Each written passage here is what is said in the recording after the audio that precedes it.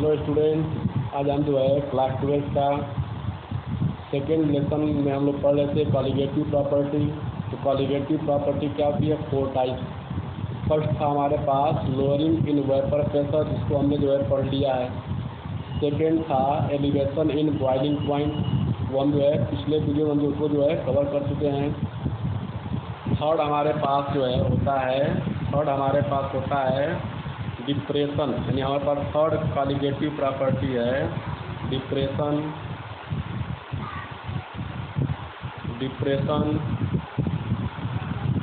इन freezing point में depression, और इसको हिंदी में बोलते हैं हिमांक में अवनमन। क्या बोलते हैं इसको हिंदी में? हिमांक में अवनमन, यानी डिप्रेशन इन फ्रीजिंग पॉइंट।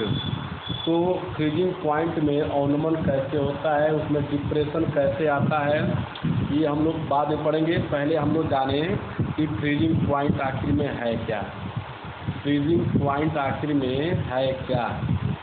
ठीक है ना? आई बात समझ में? तो देखिए हमारा हेडिंग क्या बनेगा? हिमांक। हमारा अगला हेडिंग क्या बनेगा? हिमांक, यानी कि जो है फ्रीजिंग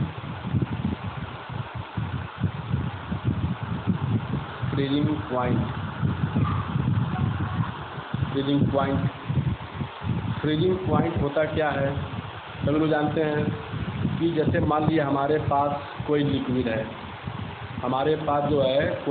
है, और हम उसके टेम्परेचर को डिक्रीज करना शुरू कर दें।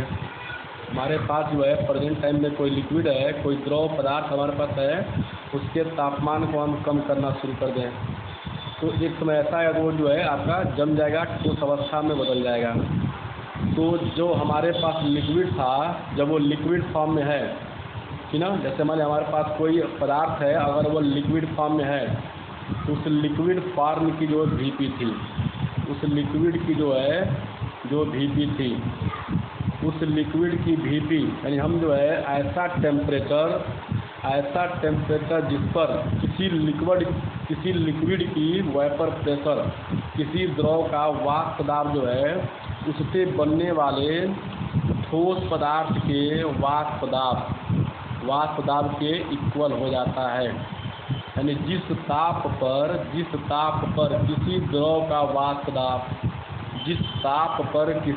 का वाष्प दाब उससे बनने वाले ठोस पदार्थ के वाष्प दाब के बराबर हो जाता है, तो उस ताप को हम लोग क्या बोलते हैं? उस द्रव का हिमांक बोलते हैं, फ्रीजिंग पॉइंट बोलते हैं। आई बात समझ में? यानी किसी भी लिक्विड का वेपर प्रेशर उसी लिक्विड से बनने वाले सॉलिड के वेपर प्रेशर के इक्वल हो जाता है, तो उस टेम्परेचर को हम लोग क्या बोलते हैं? हिमांक बोलते हैं, फ्रीजिंग पॉइंट बोलते हैं। तो अब तो आपको समझ में आ गया होगा कि फ्रीजिंग पॉइंट है क्या। अब फ्रीजिंग पॉइंट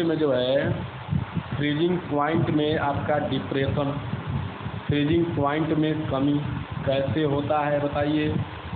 फ्रीजिंग पॉइंट में जो है डिप्रेशन कैसे होगा? तो जैसे मान लीजिए हमारे पास जो है यहाँ पे एक कंटेनर है, ये हमारे पास एक कंटेनर है, और हमारे पास यहाँ पे क्या है? एक प्योर सॉल्वेंट है। क्या हमारे पास है? एक प्योर सॉल्वेंट है, ठीक ना। और इसका हमारे पास जो है फ्रीजिंग पॉइंट जो है हम लोग क्या मान लें? इसका फ्रीजिंग पॉइंट हम लोग मान लें T0।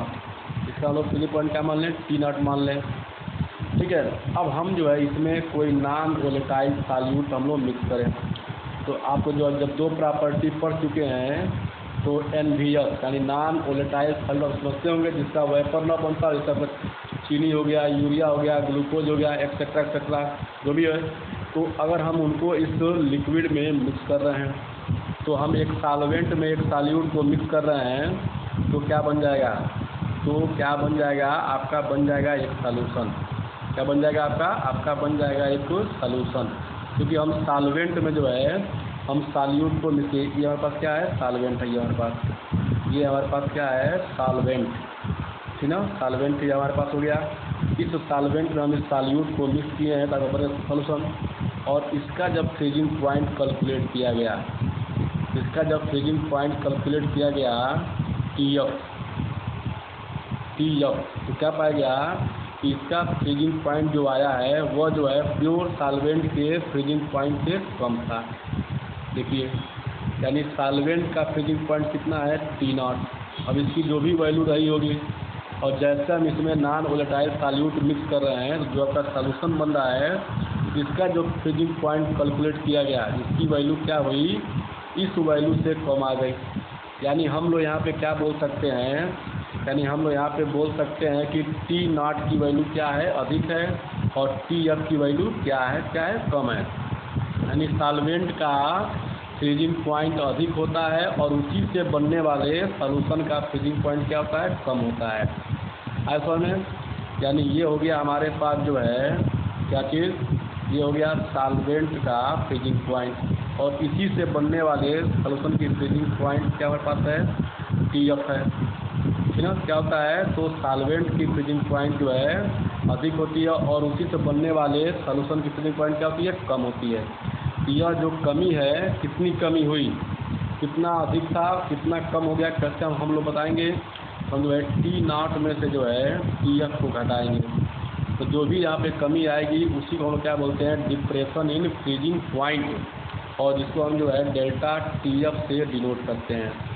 ठीक है, जिसको हम क्या बोलते हैं, डेल्टा टी एफ से हम लोग डिनोट करते हैं। यहाँ पर डेल्टा टी एफ क्या हो गया, डिप्रेशन इन फ्रीजिंग पॉइंट। ठीक है, डेल्टा टी नॉट क्या हो गया, freezing point of solvent, T F क्या हो गया, फ्रीजिंग पॉइंट ऑफ सॉल्यूशन। ठीक है, इसको हम बोलते हैं क्या चीज़, डिप्रेशन इन फ्रीजिंग पॉइंट। अब हम लोग आगे बढ़ते हैं, देखिए ध्यान से। अब हमारे पास जो है अगला टॉपिक है बच्चों, क्या अगला टॉपिक हमारे पास है, ध्यान दीजिए। इसमें ये बताया गया है कि किसी भी सॉल्यूशन के डिप्रेशन इन फ्रीजिंग पॉइंट, किसी भी सॉल्यूशन का डिप्रेशन इन फ्रीजिंग पॉइंट क्या होता है, directly proportional to its molality, यानी वे किसी भी सॉल्यूशन का जो है डिप्रेशन इन फ्रीजिंग पॉइंट क्या होता है, डेल्टा टी एफ क्या होता है, उस सॉल्यूशन के मोलैलिटी के क्या होता है, इक्वल होता है। तो अब देखिए, जैसे हम जो है यह प्रोपोर्शनल का साइन हटाएंगे, यहाँ पे क्या हो जाएगा कि एफ, एक कांस्टेंट वैल्यू आएगा के एफ इंटू कितना पता जाएगा, मोलैलिटी।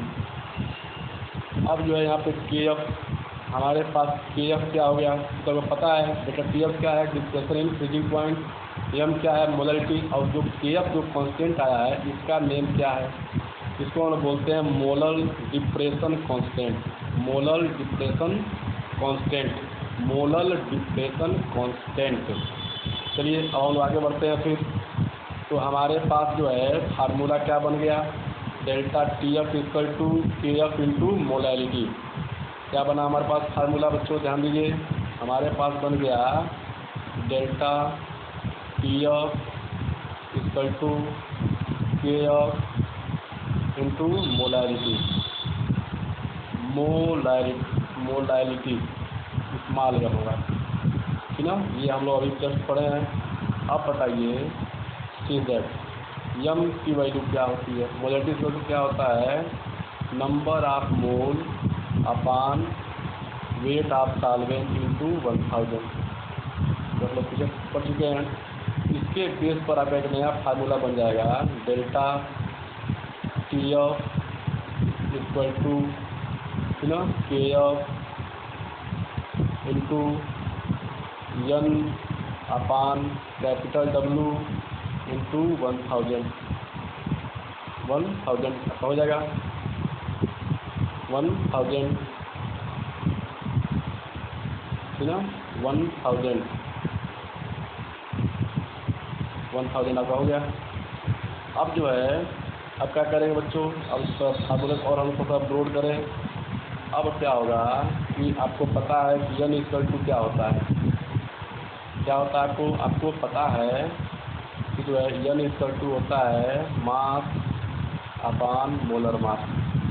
तो इस फार्मूले को अगर हम इसमें सेटअप करें तो क्या आपका हो जाएगा, so that delta T F equal to बताइए K F into small W into 1000 upon कितना हो जाएगा M into capital W. Capital W या स्मॉल डब्ल्यू है या फिर कैपिटल डब्ल्यू है। अब जो है हम लोग क्या करेंगे, ध्यान दीजिए। अब हम जो है अगर हमको केवल के एफ की वैल्यू लिखना है, हमको यहाँ पे जो है के एफ की वैल्यू लिखना है तो क्या हो जाएगा बताइए। अगर हमको यहाँ पे केवल के एफ की वैल्यू लिखना हो, के एफ इसका तो कितना हो जाएगा बताइए। Delta T F into small M into capital W upon कितना हो जाएगा स्मॉल डब्ल्यू आपका हो जाएगा इंटू 1000। जब 1000 सॉल्वेंट है, 1000 सॉल्यूशन है, इसको हम क्या बोलते हैं कि आपको molar elevation molar depression constant बोलते हैं। क्या बोलते हैं, मोलर डिप्रेशन कांस्टेंट बोलते हैं। अगर अब इसी हम 1000 को घटा के हम लोग जो है 100 ग्राम कर दें तो क्या हो जाएगा बताइए। के एफ इक्वल टू आपका हो जाएगा delta T F into small M into capital W upon small W into कितना हो जाएगा 100 हम कर दें। जैसे इसका अमाउंट हम लोग कम करेंगे, जैसे हम इसका अमाउंट कम करेंगे तो के एफ के नाम में परिवर्तन हो जाएगा। अब हम के एफ को मोलर नहीं कहेंगे, तो हम के एफ को जो है मोलर न कह के जो है हम इसको मोलर कहेंगे। मोलर डिप्रेशन कांस्टेंट का